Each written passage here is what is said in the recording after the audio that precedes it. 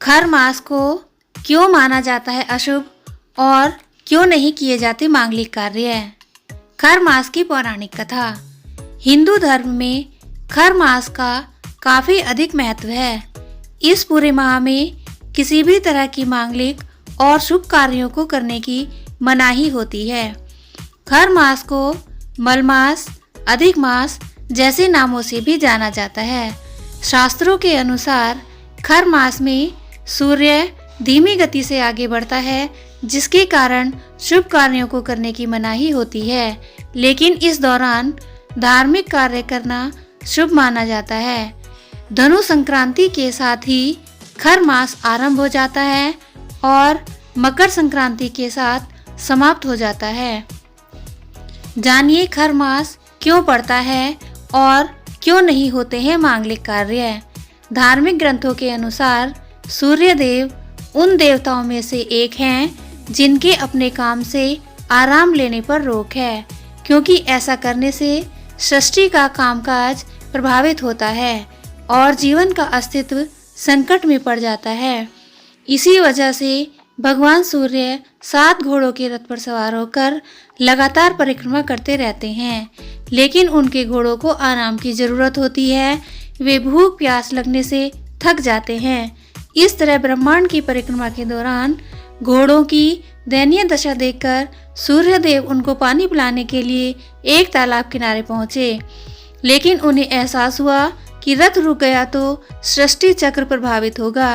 इस दौरान उनकी नजर तालाब किनारे चल रहे 2 खर पर पड़ी।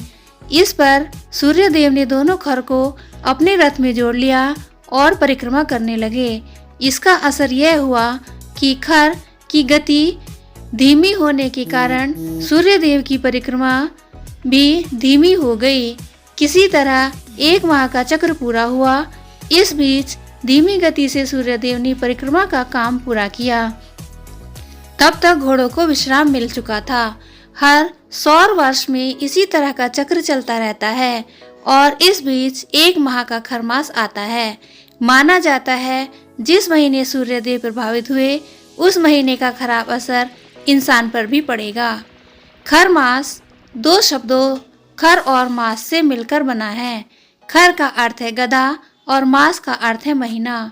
मान्यता है कि सूर्य देव तेज गति से चलते रहते हैं, इसी से पृथ्वी पर जीवों को ऊर्जा मिलती है। लेकिन धनु संक्रांति के बाद 1 महीने तक गधे सूर्य देव के रथ में जुड़े रहते हैं, जिससे उनके रथ की गति मंद हो जाती है। मान्यता है कि इससे पृथ्वी पर जीव प्रभावित होते हैं। खर मास में क्यों नहीं होते मांगलिक कार्य? शास्त्रों के अनुसार सूर्य जब बृहस्पति की राशि धनु और मीन राशि में प्रवेश करते हैं तो इस दौरान वह अपने गुरु की सेवा में रहते हैं। ऐसे में सूर्य का प्रभाव कम हो जाता है। साथ ही सूर्य की वजह से गुरु ग्रह का बल भी कमजोर होता है। शुभ कार्य के लिए इन दोनों ग्रहों का मजबूत होना जरूरी है। यही वजह है कि इसमें मांगलिक कार्य फलित नहीं होते, इसीलिए इसे अशुभ मास माना गया है।